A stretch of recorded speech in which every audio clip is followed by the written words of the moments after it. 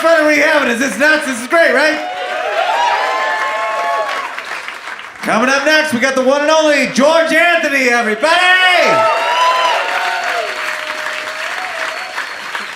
Hey, thank y'all so much. Thank y'all so much. I'm a little bummed. A friend of mine just passed away, and I was really upset because he was like my ride to work. And it's really awful when someone you care about dies, man, because not only do you lose somebody special in your life, but it also makes you think about your own mortality. Like, I'm not going to be here forever, right? And will I get to live my dreams, right? So I've decided I want to be hit by a car because I've never been able to do a backflip. And I think that will work out. Like, if it just hits me just right, you know? It would just help me accept it a lot more. Just like, hits me just right, I'm flying, no, oh, hell yeah! And I'm done.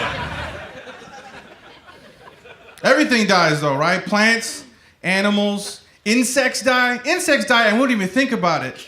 Yeah. And sometimes they get stepped on, which how cool is that, right? Like, that's never gonna happen to anybody living here today. Like, you're not gonna be walking down the street with your friend like, nah, I was on the collar, man. But, ah! And this big foot comes out of nowhere and kills your friend, and you gotta tell that story to the cops. How awesome a story is that? You're just like, no, we're walking, man. We're talking about life. And this big foot came out of nowhere, killed my best friend, who coincidentally is named Buggy. It sucks. The cop's like, well, what did the foot look like? I don't know. Had toes. It could have been diabetic. I don't know. Happened so fast. Well, was it a black foot? Yeah, of course it was a black foot. Because racism would still exist. That's not going anywhere. Speaking of death, I'm in a relationship. And don't get me wrong. I love my girl to death. She's my best friend. She's my best friend. I don't care how that sounds to anybody. Like, all my dude friends give me shit about, like, dude, how is she your best friend, George? I've known you longer than she's known you. How is she your best friend? And I always have to break it down to him. Like, dude, first of all, her and I do the same thing that me and you like to do. Like, we drink, catch a ball game. Only afterwards, her and I get to go home and have sex. Yeah, right? And the last time me and you did that, we didn't talk for a year. So what the hell? She's my best friend. What am I gonna do? We've been together a long, long time. She took all my 20s, which is fine. When you're in a relationship for a long time, you get to notice their flaws and stuff, and you get to come to love them. You know, one of the good things that I love about my girl is she relates whatever we're watching on TV to our relationship. It's a fun game. It's so cool. We were watching Animal Planet the other day, and this guy was talking about the penguins, you know, and the penguins mate for life. And that's when she looks at me, she's like, see, if a penguin can do it, how come a man can't do it? You know, and I thought about it for half a second. Like, dude, first of all penguins look alike. How are they supposed to cheat on each other? How are they supposed to one-up somebody? They could be cheating on constantly. They don't even know.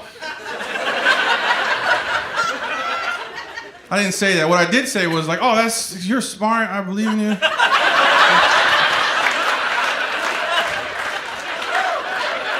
Strong. That's good if that's your spirit animal, baby. Oh, yeah. But my animal would have to be the lion, right? Because the lion, we all know, is a fat piece of shit. But for some reason, he has like 8 other lion, what do you call them? Thank you, lady. Lion bitches that hang out with him. She gave me a beautiful baby girl, and man, my girl's so smart. She's 8 years old, which is my side of the family, thank you.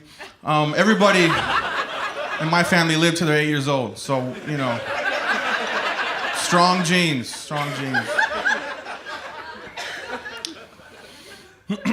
She's very smart, and she's always been smart, dude. Even when she told me her first lie when she was 3 years old. Can you fucking believe that? That's crazy, right? And like, I couldn't believe it at first. So she gets out of the bathtub one day, right? And she runs around the house naked. Not my side of the family.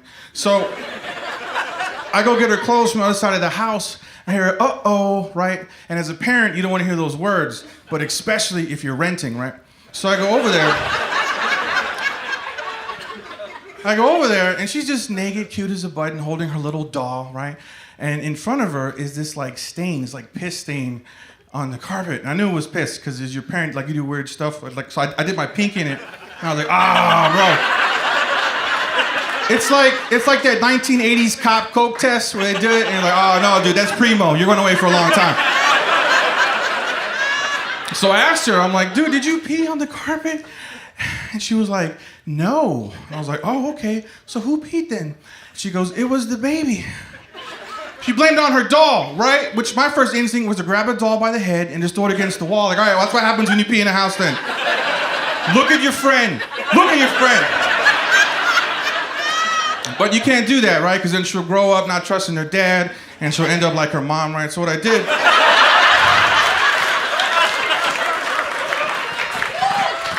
I grabbed the doll by the head. I was like, okay, so you didn't pee, right? Baby, did you pee?